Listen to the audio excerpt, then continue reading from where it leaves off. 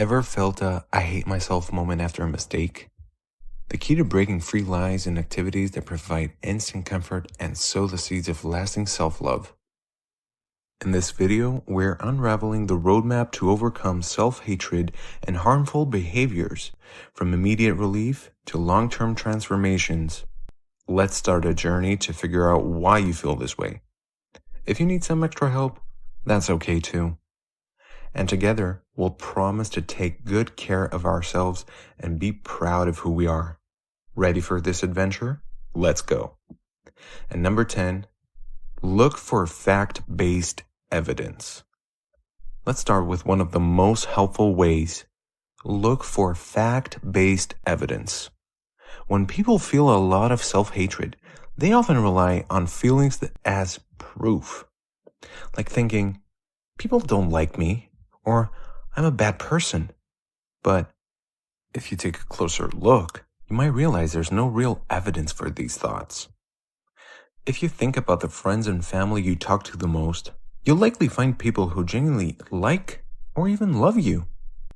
And if someone asks why you think you're terrible, you might remember one mistake but forget all the good things you've done. So here's a challenge. When self-hate kicks in, look for proof that the opposite is true. Moving on to number 9, don't compete without a good reason. Another way to stop self-hate and harmful behavior is to cut down on unnecessary competition. While some competition can motivate, going too far can be harmful, mainly due to low self-esteem. Instead of comparing yourself to others, recognize your own uniqueness and talents that you can share with the world. Identify situations that trigger your competitiveness and learn to pause and reflect on the reasons behind your feelings. This self-awareness can help you take control of your emotions and reactions. Number 8, swap out your negative thoughts. When you're dealing with self-hate, negative thoughts often pop up. When those I hate myself thoughts creep in, let's switch things up.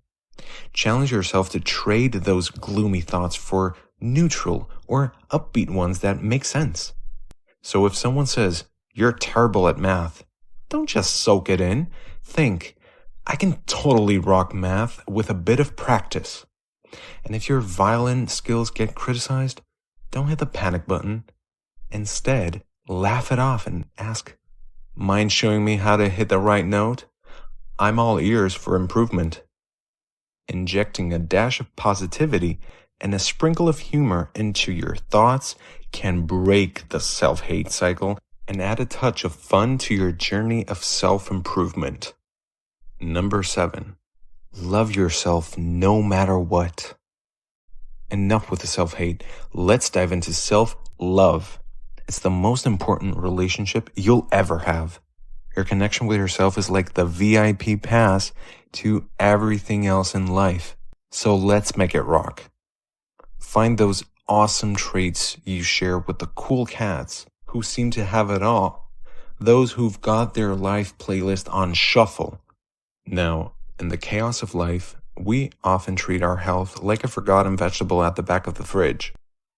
But my friend, you're the superhero of your story. So prioritize your well-being like it's the star of the show. And guess what? Self-care isn't just for spa days. It's the secret handshake for building that epic love story with yourself. Number 6, remove toxic people from your life. Ending self-hate and bad habits involves more than just doing good deeds. It's also about addressing toxic relationships. Identifying and cutting ties with toxic individuals is crucial in this journey. These individuals are often grappling with stress, trauma, or difficult circumstances, and unfortunately, they tend to project that negativity on those around them. It doesn't mean they're inherently bad people. In fact, they might be fantastic when their mental health is in a better place. However, during tough times, they unintentionally spread their pain to others. So if you find yourself stuck in the cycle of thinking, I hate myself, take a closer look at the people in your life. It might be time to create some distance from someone, whether it's a partner, friend, coworker, or family member. By doing so, you give yourself the opportunity to step onto the path of self-love without the interference of negative influences.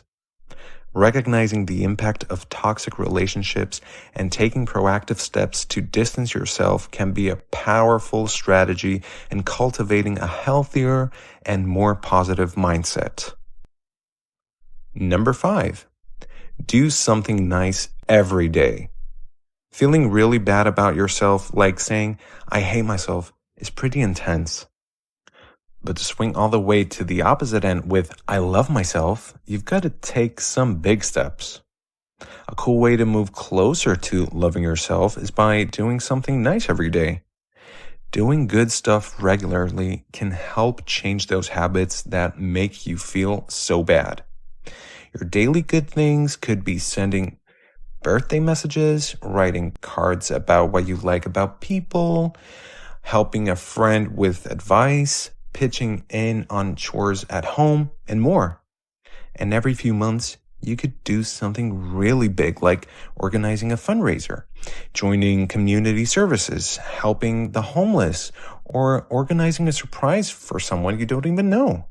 It's all about making those positive vibes a habit. Number 4. Share your triggers with others. Ever feel like the world is a hole of people wearing masks, hiding behind facades?